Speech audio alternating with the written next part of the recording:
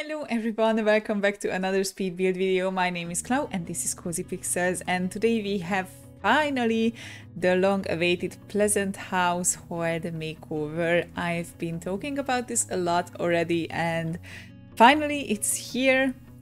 And I talked about it a lot because it was kind of hard for me to make this happen finally, because I had to start over a few times because I didn't like how it turned out.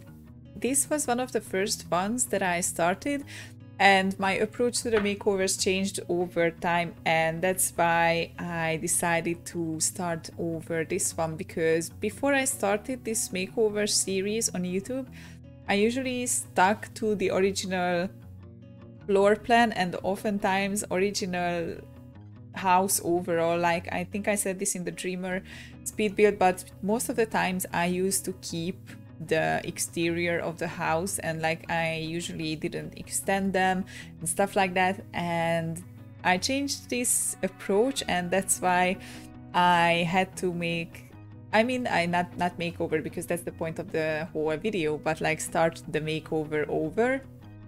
That makes sense? And that's why I decided to do the same thing with the broke household, as well, as I already said in that video, and basically just revamp the whole house as in an actual makeover. So change the floor plan and modify the rooms and layout and stuff like that as well. And the reason for this was because I saw so much amazing creations on Tumblr. Like, other people's makeovers were just so gorgeous compared to mine and so much more creative, that I thought maybe it would be time to like try something new, if that makes sense. Because I already said this as well, I made these houses over gazillion times already over the years, because I got bored of one of my saves, I lost the other one and stuff like that, etc, etc. And I did the same thing over and over and over, and I decided that this time I will do something else. So I changed the floor plan of this house as well, and I moved Danielle and Mary Sue's bedroom up to the second floor, and decided to add an office for both of them. For Danielle, I mean, it's like kind of like an office slash workout room, because it will have a little desk and a few equipment for him to train and like work out. So I think it turned out nice. I kept the kitchen and the dining room the same, and we also have a much bigger living room, because that's one thing that never made sense for me in the original Pleasant household. Like, it's such a huge house, but the layout was so bad that like the rooms itself were kind of weird. Like, the living room was so tiny, but then we had huge bedrooms for both of the girls and the parents as well, and it just didn't make a lot of sense. So I think it works out much better. The kitchen is nothing extraordinary, I would say. I think I need to step up my kitchen game, because most of my kitchens look the same and like they are not really exciting or unique in any way, but I'm gonna try and work on that a little bit more. Also, with the furniture and the overall style of the house, I was trying to do like a higher middle class or a lower higher class. I don't know how to say what I mean, but like basically, because Danielle is a famous coach or like an athlete, and Mary Sue is an aspiring politician, I thought maybe their house should look like that as well, to like reflect their social status. Or I don't know, I don't want to talk stupid things, but like I was aiming for a little bit fancier but not too fancy type of furniture, if that makes sense. So I would say the house turned out like a healthy mix of expensive and like regular furniture.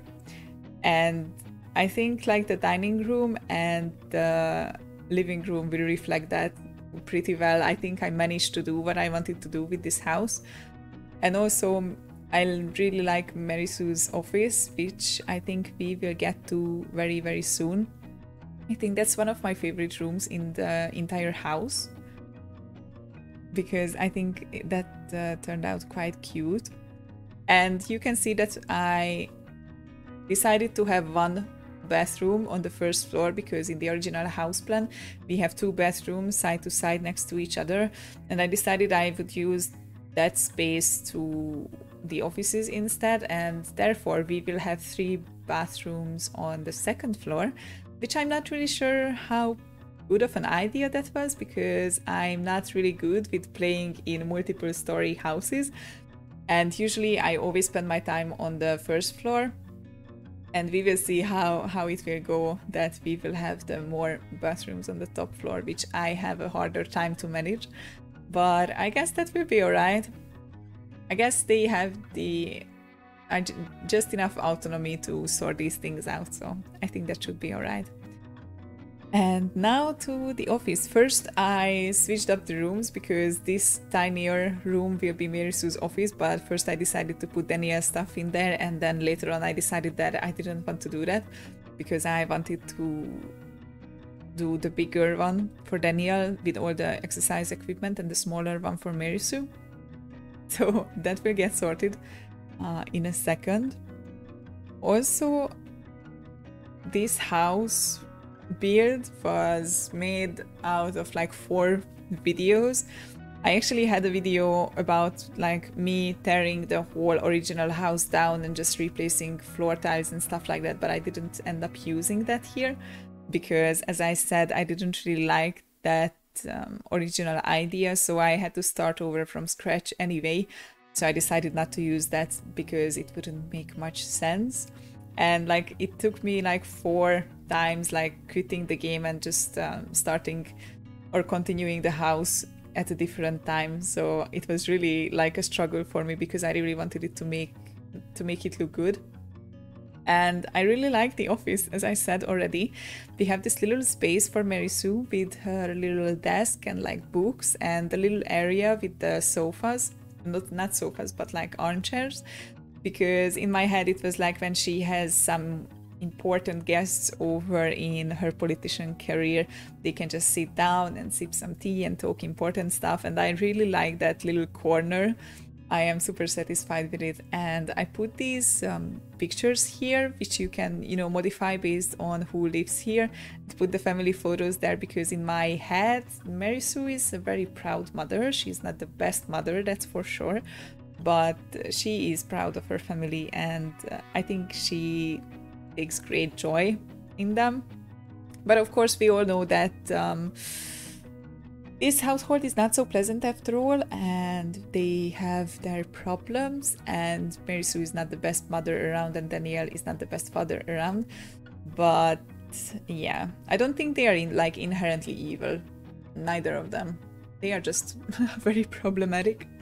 And here we have it, this little living room area, which I am quite proud, because it was like combining multiple furniture together, and I got inspired by Sims 4 builds, because as I said in my previous speed build, I watched a lot of James Turner in these past weeks, and it always fascinates me how in the Sims 4 people use multiple items and combine them in an absolutely unique way. Like, not at all how the objects were meant to be used. For example, before the 𝓱𝓮𝓻𝓮 came out, I saw people do these huge living room units from kitchen cabinets and shelves, and like it was so amazing and so inspiring that I decided to do something like that here as well, like combining the shelves with the bookshelves and stuff like that.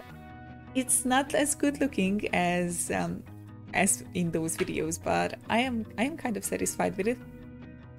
And in the living room, I was trying to go with like semi-fancy vibes, if that makes sense. So like expensive looking, but not super expensive looking. Like I think the Pleasant household has a lot of money, but they are not as rich as the Goth family. And like the Goth family house has a lot of Victorian, super expensive type of furniture.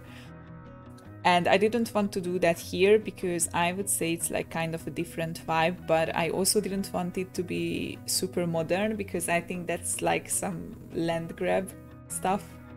So I wanted it to be like a perfect mix of the two, because I think that suits them really well. And yeah, you can see here, I was trying to figure something out with the floor plan, but it didn't really work. But in the end, I think I kind of managed to do a proper floor plan. I will divide the big bathroom into 2 smaller ones. And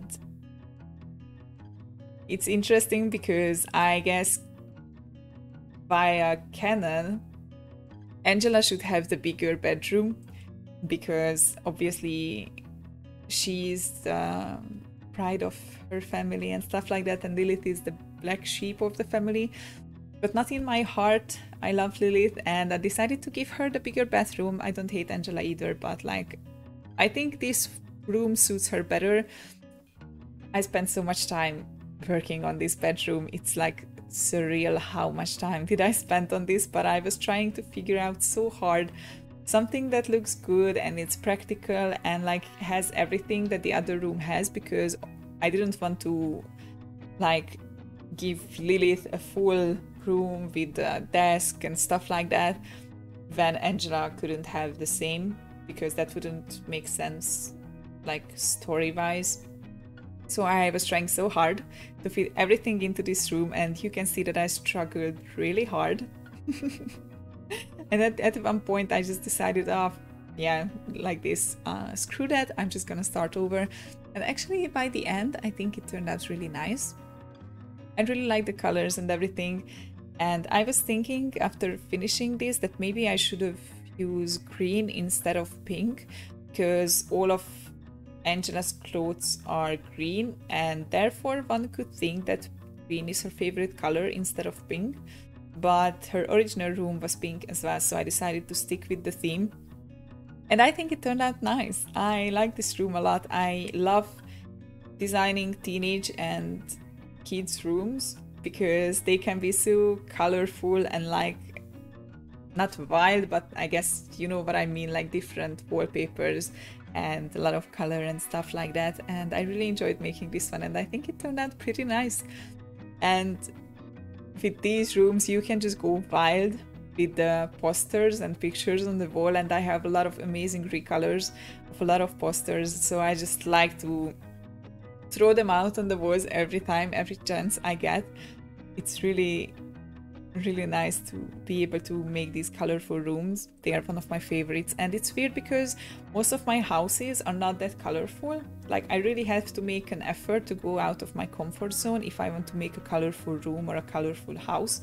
But it's weird because I like them so much. I don't know why, like it takes extra effort out of me to do them, but I am really satisfied and I really like them. And all these nice posters, amazing. Also, like I guess you can see, but I love clutter, and that's true for the walls as well. I like to cram everything on the walls, posters, pictures, everything. And with the master bedroom, I ended up using the Cynthia bedroom set, which I used in the Oldies makeover and in the Goth makeover as well, but then for Alexander's room. And I think this set is like the perfect match between super expensive and not that expensive furniture. Like it's elegant but not super fancy, like Victorian type of furniture. Also, I edited the roof, or like I guess the roof, yeah, because at this part there should have been a roof, but I decided to add a little balcony so Danielle and Mary Sue can go out to the balcony from their own bedroom and just like, you know, read or I don't know, chill, whatever they want to do. And I like to imagine these stories, even though like reading on the balcony is not something the Sims usually do by themselves or like at all, because you can't just tell them where to read if you want them to read. But in my head, these are like fun little things to imagine how they will use this house. Also, one of you in the comments usually leaves so amazing comments about stuff like these, like what can you imagine or what can you see the Sims doing in their house, and that's something I keep in mind while building this, so I am always super appreciative of those comments. Thank you so much, because that's something I love. I wanted to say like and love at the same time, and then it came out as love. Love?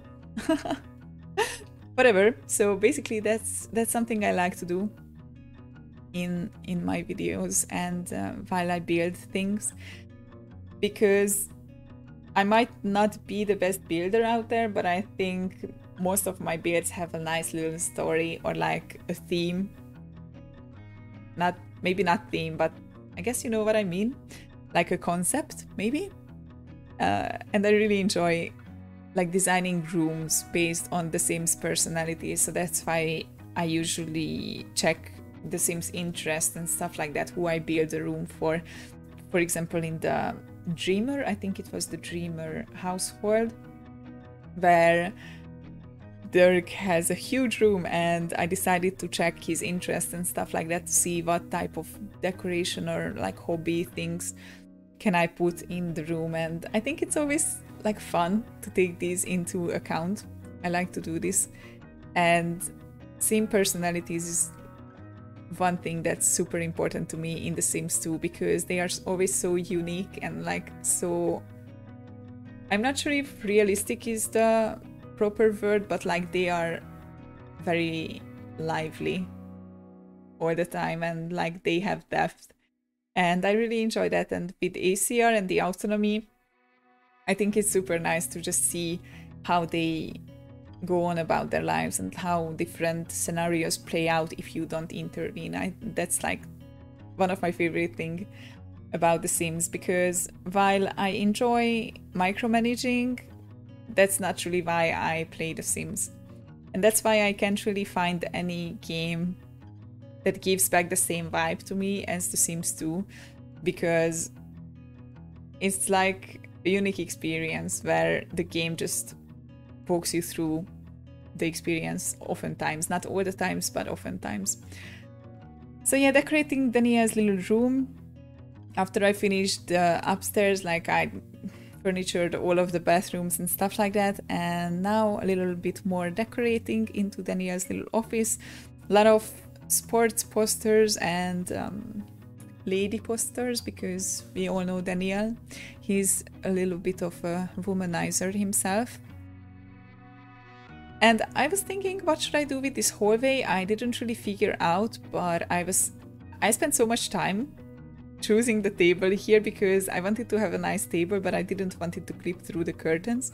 So I decided to go with this base game one, and I think that turned out nice. So a little bit more decorating. There are still places where I didn't decorate as well as I could. For example, on the second floor, the hallway is kind of empty, but I didn't really feel like decorating it from head to toe anymore. I think the more important parts are done already, and I was thinking about the kitchen. Maybe I will redo the kitchen because I wanted to put a little island in the middle, but with this kitchen set we don't have the island, we only have the counter. So that's why I decided to go against it, but maybe I will just look for another set and then change it later on when I start to play the game. So for the exterior, I think I already said it multiple times, I'm not really big on exterior decorating and like creating amazing gardens and outdoors and foliage. I don't really have the patience to do that, or the talent. I don't know. It can be both, it can be either.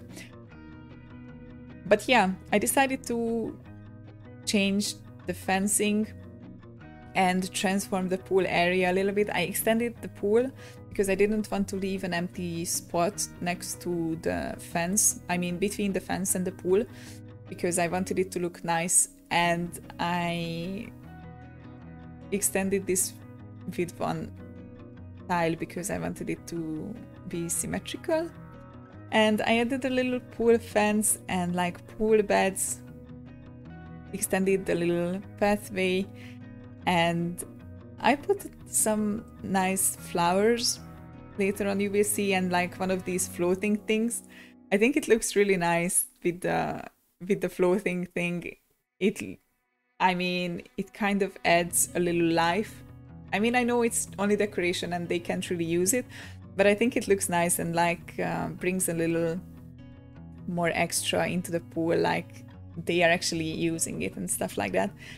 I am actually satisfied with this little area where they can just come out to the pool and have a little barbecue.